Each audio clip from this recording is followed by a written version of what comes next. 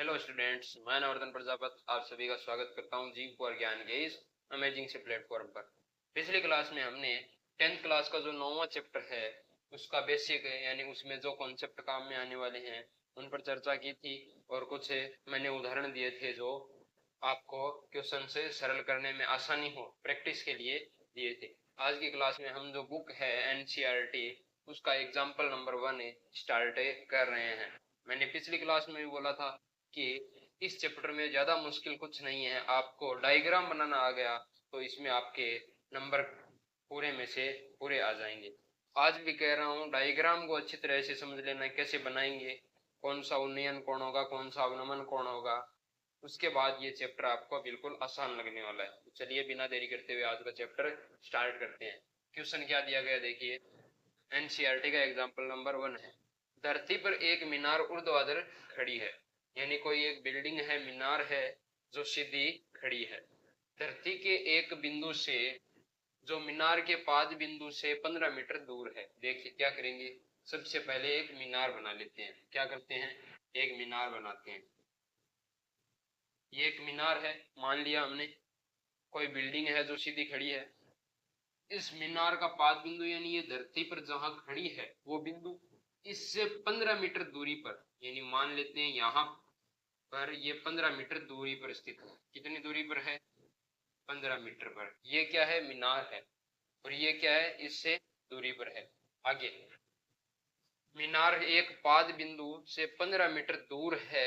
मीनार के शिखर का उन्नयन कोण कहा है, धरती के एक बिंदु यानी धरती का वो बिंदु कौन सा है, ये है जो इस पाद बिंदु से कितना दूर है, 15 मीटर दूर है। और यहां से क्या कहा है, मीनार के शिखर का उन्नयन कोण 60 डिग्री है।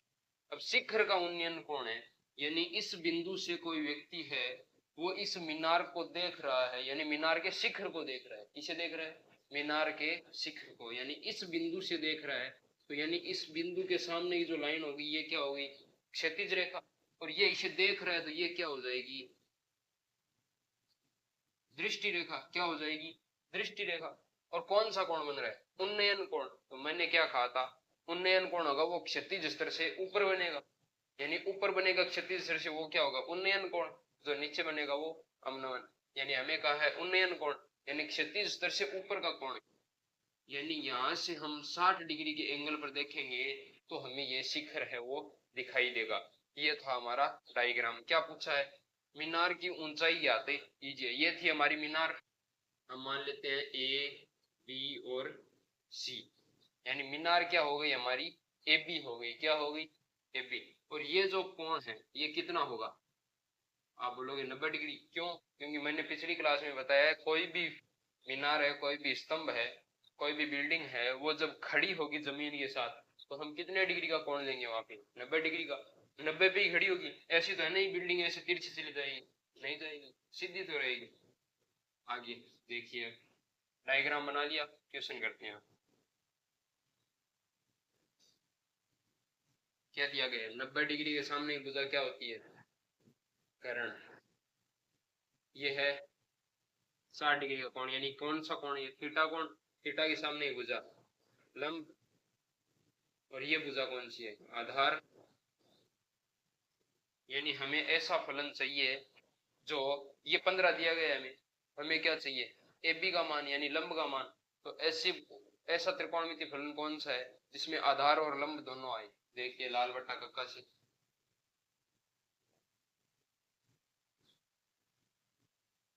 लंब और आधार दोनों कौन से में आएंगे, आप बोलोगे टेन में आएंगे। किस में आएंगे, टेन में।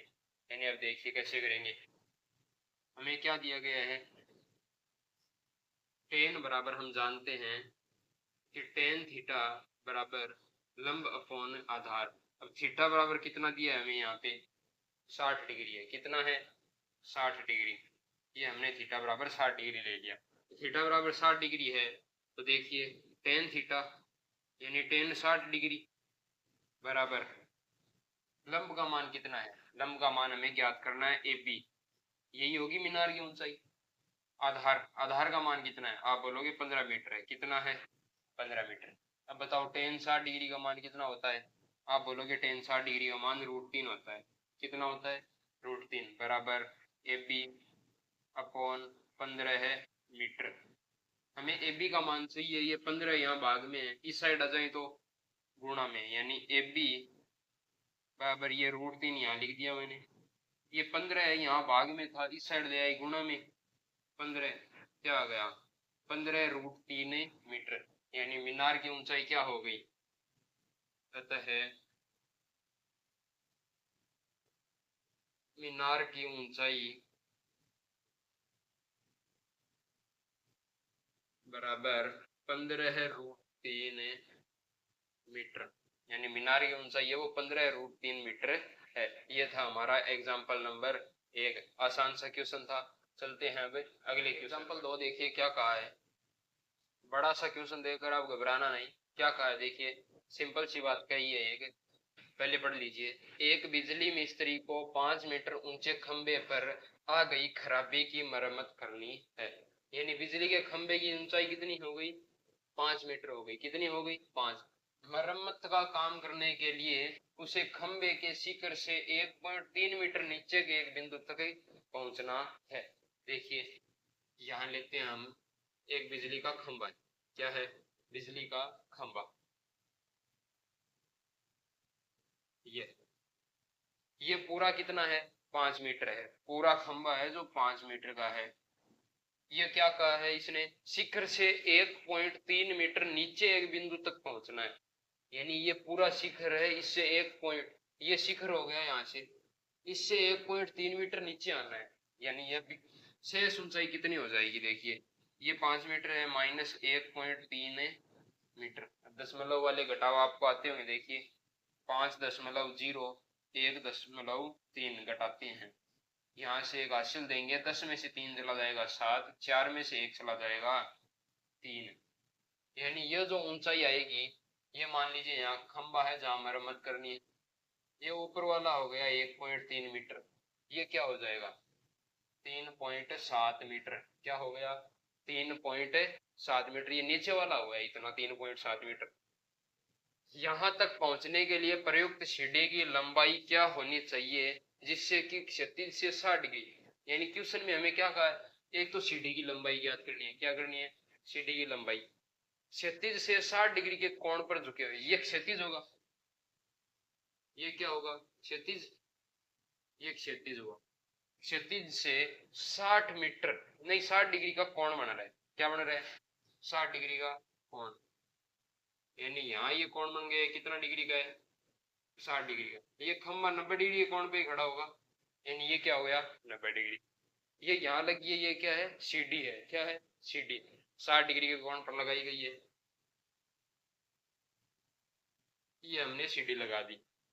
अब देखिए क्या कहा है, अपेक्षित स्थिति तक पहुंच सके, यानी जहां रिपेयर करना है खंबे में वहां तक पहुंच सके, वो हमने लगा दी। और यह भी बताइए कि खंबे का पाद बिंदु कितनी दूरी पर सीढ़ी के पाद बिंदु से होना चाहिए, यानी ये बीच वाली दूरी है ये कितनी होनी चाहिए, और एक का है √3 बराबर 1.73 लेना है, कितना लेना है 1.73। देखिए अब कैसे करेंगे, इसे नाम दे देता हूं मैं ए बी और सी। अब ले देखिए ए बी सी नाम दे दिया, अब सीधा क्वेश्चन को सरल करेंगे, डायग्राम बनाना समझ लिया आपने, अब हल करते हैं। डायग्राम में क्या देखिए, एक तो हमें सीढ़ी की ऊंचाई याद करनी है और एक हमें ये बीसी भुजा ज्ञात करनी है, यानी इनके बीच की जो दूरी है वो ज्ञात करनी है। सबसे पहले हम सीढ़ी की ऊंचाई याद करते हैं, तो ये कोण 60 डिग्री का, 60 डिग्री के सामने ही भुजा क्या हो गई लंब, क्या हो गई लंब, ये 90 के सामने ही भुजा कर्ण। बताओ लंब और कर्ण किस में आता है, आप बोलोगे साइन थीटा में, किस में आता है साइन थीटा में, यानी आप जानते हैं साइन थीटा बराबर लंब अपॉन कर्ण, थीटा का मान कितना है वहां पे 60, यानी साइन 60 डिग्री बराबर लंब का मान कितना है 3.7 अपॉन कर्ण का मान हमें ज्ञात करना है, यानी ये क्या हो जाएगी सीढ़ी की ऊंचाई हो जाएगी।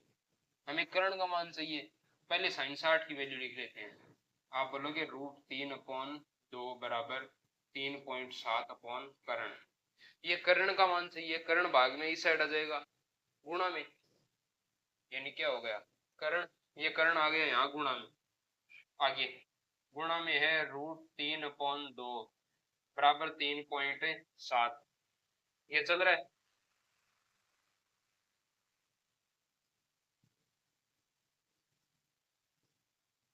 यहाँ था कर्ण भाग में, यहाँ लेकर आ गए गुणा में आ गया। अब कर्ण गुणा √3/2 है। हम क्या करते हैं, इस दो ये भाग में उस साइड चला जाएगा गुणा में, यानी ये 2 आ गया गुणा में। ये √3 है, ये गुणा में इस साइड आया तो भाग में, कहाँ गया भाग में। और √3 की वैल्यू कितनी लेनी है, 1.73। कितनी लेनी है, 1.73 लेनी है। यहाँ तक कोई दिक्कत नहीं है, 1.73 ही लेनी है। क्वेश्चन में कहा गया है √3 की वैल्यू है वो 1.73। वैसे 1.732 कुछ होती है, 1.7 तक लेना है। अब देखिए कर्ण बराबर, यहाँ से दशमलव आ गया, अब घबराना नहीं है। देखिए दशमलव का सीधा सा तरीका है, यहाँ कितने अक्षर छोड़कर है, एक अक्षर के बाद दशमलव है, यहाँ 2 अक्षर के बाद दशमलव है। तो हम क्या करेंगे, एक तो ये दशमलव से दशमलव कैंसिल कर देंगे, और नीचे कितने हैं, 2 है, तो एक ऊपर आ जाएगा 0। 37 को 2 से गुणा करो पहले तो आप, 37 को 2 से गुणा कर दो। 37 को 2 से गुणा किया कितना आया, बोलोगे 4 3 6 7, कितना आ गया, 74 आ गया। ये दशमलव था, एक यहाँ हट गया और एक यहाँ रह गया। दशमलव जहां होता है उससे यहाँ नीचे दशमलव ऊपर क्या करेंगे, एक 0 बढ़ा देंगे, यानी 10 से गुणा कर देंगे। भाग में कितने हैं, 100। यहाँ हम भाग लगाएंगे, ये लगभग आएगा 4.28। कितना आएगा, 4.28, यानी सीढ़ी की लंबाई क्या हो जाएगी, 4.28। यानी ये जो सीढ़ी प्रयुक्त हुई है इसकी लंबाई कितनी है, 4.28। और क्या था यहाँ पे, मीटर में, यानी ये भी क्या आ जाएगी मीटर में, यानी सीढ़ी की लंबाई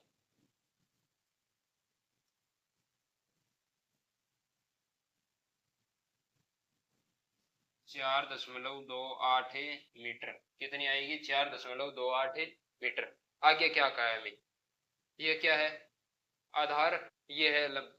तो लंब और आधार किस में संबंध होता है, आप बोलोगे टेन में होता है। किस में होता है, टेन में, यानी टेन थीटा का मान कितना है, 60 डिग्री, बराबर लंब का मान कितना है, आप बोलोगे 3.7 अपॉन में आधार, ये है आधार, ये हम बीसी भुजा बोल सकते हैं, तो बीसी भुजा बोल दी। देखिए अब बीसी भुजा का मान सही है तो टेन 60 की वैल्यू क्या होगी, √3 होगी। कितनी होगी, √3। यहाँ है 3.7 अपॉन बीसी।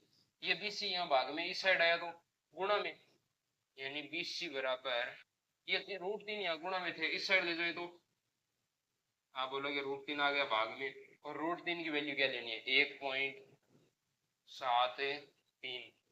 अब देखिए ये दशमलव हटाने हैं, दशमलव कैसे हटाएंगे, देखो यहाँ कितने अक्षर छोड़ के दशमलव है, 2। तो हम क्या करेंगे, यहाँ से दशमलव हटा देंगे, यहाँ कितने से गुणा कर देंगे, 2 0 वाली संख्या यानी 100 से। यहाँ कितने अक्षर छोड़ के दशमलव है, एक अक्षर, यानी यहाँ से हटाया और कितने से गुणा कर दिया, 10 से। बताओ 1 0 से ये 1 0 कैंसिल हो जाएगा कि नहीं, हो गया कैंसिल। आगे देखिए 1 0 से 1 0 कैंसिल, 370 आएंगे। कितने आएंगे, ऊपर आ जाएंगे 370। भाग कितने का देना है, 173 का। यहाँ बीसी बराबर आएंगे 370.1। अब 370 अपॉन 173, इसे सरल करेंगे तो यहाँ आएगा 2.14 लगभग। ये किस में आएगा, मीटर में। यानी जो पाद बिंदु की ये जो क्षैतिज में सीढ़ी की ये दूरी है बीच वाली, ये कितनी आएगी, 2.14। तो ये था हमारा एग्जाम्पल नंबर 2। चलते हैं एग्जाम्पल नंबर 3 की तरफ। ये क्वेश्चन बड़ा था दिखने में, लेकिन उतना ज्यादा मुश्किल नहीं था, केवल डायग्राम समझ लिया तो बाकी हमें त्रिकोणमिति के जो कॉन्सेप्ट है उसे ही लगाने हैं, आंसर आगे आ जाएगा। नंबर 3 देखिए, एग्जाम्पल नंबर 3 क्या है कि 1.5 मीटर लंबा एक प्रेक्षक, यानी कोई व्यक्ति है जिसकी ऊंचाई या लंबाई बोल सकते हैं वो 1.5 मीटर है। कितनी है, 1.5 मीटर। एक चिमनी से 28.5 मीटर की दूरी पर खड़ा है, यानी कोई एक चिमनी है, ये बना लेते हैं हम। इससे कितनी दूरी पर है, 28.5 5 मीटर दूरी पर है। कितनी दूरी पर है? 28.5 मीटर दूरी पर है। उसकी आंखों से चिमनी के शिखर का उन्नयन कोण 45 डिग्री है। कितना है? 45 डिग्री। ये लंबाई हो गई, ये कितनी हो गई? 28.5। अब ये इसने क्या कहा है? 1.5 मीटर लंबा एक प्रेक्षक है, वो चिमनी से 28.5 मीटर की दूरी पर खड़ा है। अब बताओ, ये प्रेक्षक है, उसकी आंखें इस चिमनी के एकदम पाद बिंदु तक होगी या उससे कुछ ऊपर होगी? आप बोलो कुछ ऊपर होगी। यानी ये व्यक्ति है, इसकी लंबाई कितनी है? 1.5 मीटर। यानी यहां से इसकी लंबाई 1.5 मीटर ये है। ये इतनी चिमनी है, लेकिन जो कोण बनेगा वो यहीं पर तो बनेगा। इसने कहा है जो उन्नयन कोण है वो 45 डिग्री है। कितना है? 45 डिग्री है। ये 1.5 है, ये चिमनी की ऊंचाई में शामिल है, लेकिन इसकी आंखें यहाँ कितनी हैं? ऊपर है इतनी, 1.5 से। अब कुछ बोलेंगे ये सर का हिस्सा कहाँ चला गया? ये देखिए नीचे, ऊपर से नीचे तक की मान लीजिए ऊंचाई 1.5 मीटर है, लेकिन ये जो कोण बन रहा है ये इसकी आंख के पास से ही तो बन रहा है। यानी नीचे वाली लंबाई है वो हमने चिमनी की लंबाई से एक बार माइनस कर दी। अब एक बार इसे माइनस कर दी, बाद में इसे वापस से ऐड कर लेंगे। देखिए अब ए बी और सी, ये एक त्रिभुज बन गया। मुख्य हमें एक त्रिभुज बनाना है और उससे मान ज्ञात करना है। इसकी लंबाई कितनी है? यहां से लगाकर यहां तक की 28.5 है। कितनी है? 28.5 मीटर है। अब हमें कहा है चिमनी की ऊंचाई बताइए। ये चिमनी की ऊंचाई, ये थीटा, थीटा के सामने ही भुजा लंब, यानी लंब की वैल्यू ज्ञात करनी है। ये क्या हो जाएगा? आधार 90 के सामने का कर्ण। यानी आधार और लंब किस में आता है? आप बोलोगे आधार और लंब है वो tan थीटा में आता है। किस में आता है? लंब बट्टे आधार। थीटा की वैल्यू क्या है? 45 डिग्री दिया गया है। अब देखिए लंब, यानी लंब की वैल्यू क्या है? ये एक बिंदु डी और मान लेते हैं। लंब क्या है? यही तो है, ए बी। यहाँ ए बी, तो tan है 45 डिग्री बराबर ए बी अपोन में आधार। आधार की वैल्यू क्या है? 28.5 मीटर। tan 45 की वैल्यू आप बोलोगे 1 होती है। कितनी होती है? 1 बराबर ए बी अपोन 28.5 मीटर। ये 28.5 यहाँ भाग में है, हमें ए बी की वैल्यू चाहिए, इस साइड आएगा गुणा में, यानी ए बी बराबर क्या हो जाएगा? 28.5 मीटर। यानी जो ए बी आया, इस ए बी की लंबाई क्या हो गई? 28.5 मीटर। ये यहाँ गौर करने की बात है, ये इतनी ही लंबाई हुई है। अभी ये बाकी है, जहां इस व्यक्ति की लंबाई है उतनी लंबाई इस चिमनी में से अभी बाकी है। हमें चिमनी की कुल लंबाई बतानी है। देखिए यहां से हमने ज्ञात किया चिमनी की कुल लंबाई कितनी होगी, आप बताओ।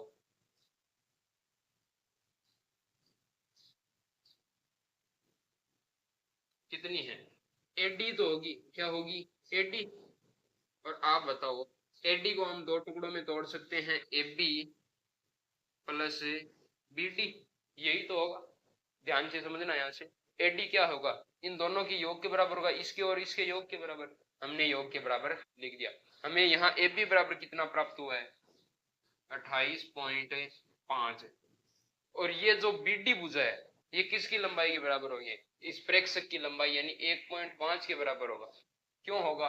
क्योंकि ये जहां से भी देख रहा है ये कोण इस बिंदु से तो नहीं बन रहा, यहां से बनेगा। तो यहां से बना, यानी इतनी ऊंचाई शामिल हुई है, ये थोड़ी हुई है। यानी इस लंबाई को हम अब ऐड करेंगे, यानी ये लंबाई कितनी है? 1.5 मीटर। जोड़ो, कितना आएगा? 28.5 प्लस 0.5 कितने हो गए? 29। 29 और 1 30, कितने आ गई? 30 मीटर। यानी चिमनी की लंबाई क्या हो गई?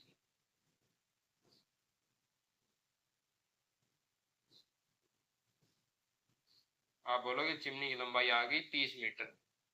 ये था हमारा एग्जाम्पल नंबर 3। यहाँ पर बस ये गौर करने वाली बात थी कि जो ये कोण बनेगा उन्नयन कोण, वो उसके पैर के बिंदु से नहीं बनेगा, उसके नेत्र के बिंदु से बनेगा। यानी उसकी जो ऊंचाई होगी उसे इसमें से माइनस करना होगा, यानी इसे हटा दिया इतना, उसके बाद ऊपर के जो है ये चिमनी की ऊंचाई बची, और फिर हमने इसमें 1.5 ऐड कर दिया। यहाँ लंब का मान ये ऐड ही नहीं होगा। क्यों नहीं होगा? क्योंकि ये इसके पैर के बिंदु से नहीं बना है, नेत्र के बिंदु से बना है। यहाँ तक आप समझ गए होंगे। अगले क्वेश्चन यानी एग्जाम्पल नंबर 4 की तरफ। एग्जाम्पल 4 देखिए, एग्जाम्पल 4 में क्या कहा है? भूमि पर स्थित एक बिंदु P से, यानी कि जो भूमि है यानी क्षैतिज स्तर बोल सकते हैं, उस पर एक बिंदु स्थित है P से 10 मीटर ऊंचे भवन के शिखर का, यानी भवन की ऊंचाई क्या हो गई? 10 मीटर हो गई। हर एक पॉइंट को धीरे धीरे क्लियर करते चलना है, तब जाके पूरा क्वेश्चन समझ में आएगा। देखिए, कहा है भूमि पर एक बिंदु P है, 10 मीटर ऊंचे भवन, यानी भवन की ऊंचाई क्या हो गई? यहाँ से 10 मीटर हो गई, के शिखर का उन्नयन कोण 30 डिग्री है। देखिए क्या करेंगे, एक भवन बनाएंगे। ये एक भवन है, भवन का जो ऊंचाई है वो कितनी है? आप बोलोगे 10 मीटर है। और उन्नयन कोण कितना है इसका? 30 डिग्री। उन्नयन कोण यानी जब नीचे से देखते हैं, यानी जो वस्तु होती है जिसे देख रहे हैं वो ऊपर होती है, यानी यहाँ ही बनेगा कोण। एक बिंदु P है यहाँ पे, इस बिंदु P पर इसका कोण कितना बनेगा? आप बोलोगे इसका कोण बना 30 डिग्री। कितना बना? 30 डिग्री। यहाँ दिया गया 30 डिग्री है, उन्नयन कोण ही तो है, क्षैतिज स्तर से ऊपर बन रहा है, यानी उन्नयन कोण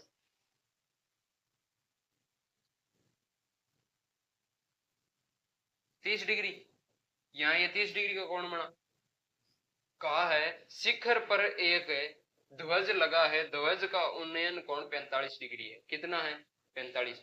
ये शिखर है, इसके ऊपर एक ध्वज लगा है। क्या लगा है?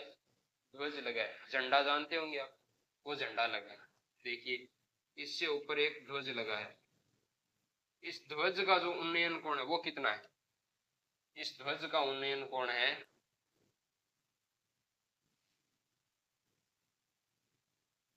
ये ध्वज, ये उन्नयन कोण कितना होगा? 45 डिग्री। कितना है? 45। कहा है ध्वज लगा है, उसका उन्नयन कोण 45 डिग्री है, तो ध्वज यही होगा ऊपर। ये ध्वज की लंबाई हो गई, ये क्या बन गया? इसका उन्नयन कोण बन गया। आगे ध्वज दंड, यानी ऊपर ये ध्वज लगा है, इसकी ऊंचाई याद करनी है, यानी लंबाई, ध्वज की लंबाई कितनी है, और बिंदु P से भवन की दूरी ज्ञात करनी है। एक तो हमें क्या ज्ञात करना है? ये है, इसे ज्ञात करना है, और एक ये जो नीचे वाली भुजा है इसे ज्ञात करना है। अब देखिए, इसे पहले नामकरण कर देते हैं इसका। P यहाँ कह देते हैं Q, ये कह देते हैं R, ये कह देते हैं S। अब देखिए कैसे करेंगे क्वेश्चन को। एक ये बात कही है, √3 बराबर 1.732 लेना है। हल करते हैं। अब सबसे पहले हम बात करें त्रिभुज PQR में। किसमें? त्रिभुज PQR में। तो त्रिभुज PQR यही तो है, ये PQR, यानी इसमें ये जो कोण है थीटा, ये कितना होगा? आप बोलोगे 30 डिग्री। ये 30 डिग्री होगा, यानी ये जो कोण होगा थीटा बराबर कितना होगा? थीटा बराबर आप बोलोगे 30 डिग्री है। कितना है? 30 डिग्री। थीटा के सामने भुजा लंब, लंब का मान हमें दिया गया है, आधार का मान हमें ज्ञात करना है, क्योंकि इस त्रिभुज में ध्वज तो शामिल हुआ ही नहीं, केवल ये दूरी शामिल हुई। बिंदु P से दूरी ज्ञात करनी है। कैसे ज्ञात करेंगे? देखो, भवन की दूरी ज्ञात कर रही, कैसे करेंगे? देखो, ये है आधार। क्या है? आधार। ये है लंब। लंब और आधार किस में आते हैं? याद हो गया होगा, टेन थीटा में आते हैं। किस में आते हैं? टेन में। और थीटा का मान कितना है? 30 डिग्री बराबर लंब का मान 10, आधार का मान PQ। क्या है? PQ। यही है। 35 की वैल्यू क्या आएगी? आप बोलोगे 1/√3 आएगी। क्या आएगी? 1/√3 बराबर 10/PQ। ये PQ यहाँ भाग में इस साइड आया, गुणा में, यानी PQ बराबर 10, और ये भाग में, ये PQ के भाग में √3 है, ये भाग में इस साइड आ जाएगा, गुणा में। क्या हो गया? PQ बराबर 10√3। अब मेरे को बताओ, 10√3 है, √3 की वैल्यू क्या लेनी है? 1.732, यानी इस 10 को गुणा कर दे 1.732 से, कितना आ जाएगा? आप बोलोगे 17.32।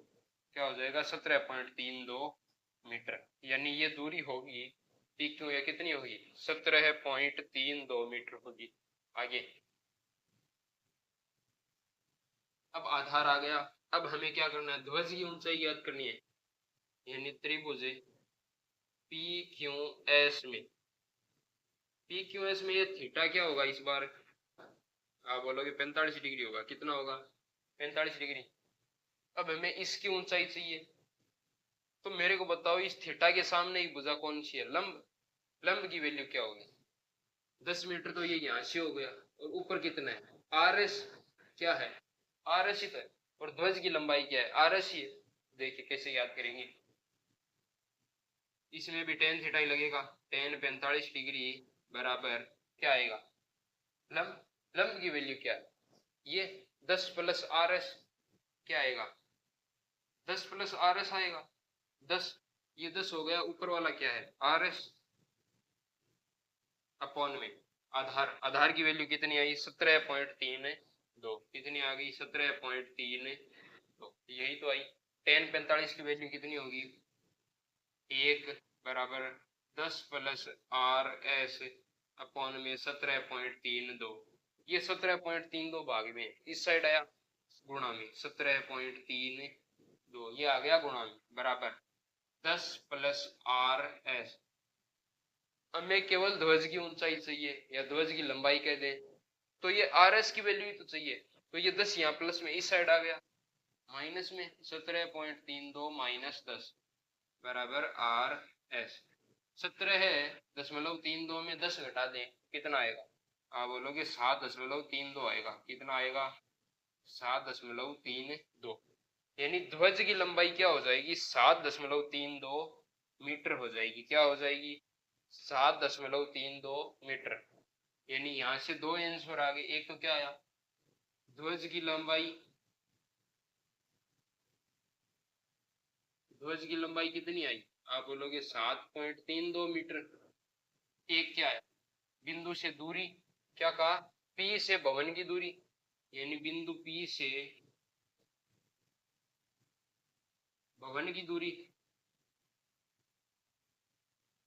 कितनी आई? भवन की दूरी 17.32 मीटर। हमें दो चीज पूछी थी, एक तो ध्वज की लंबाई और ये दूरी। हमने दोनों बता दी कि भवन की जो ऊपर ध्वज लगा है, ध्वज की लंबाई है 7.32, और जो नीचे की दूरी है ये है 17.32 मीटर। क्लास में बस इतना ही। आज की क्लास आपको कैसी लगी ये कमेंट करके जरूर बताना। यदि अच्छी लगी हो तो क्लास को लाइक कर देना, अपने दोस्तों के साथ शेयर कर देना, और चैनल को सब्सक्राइब कर लेना।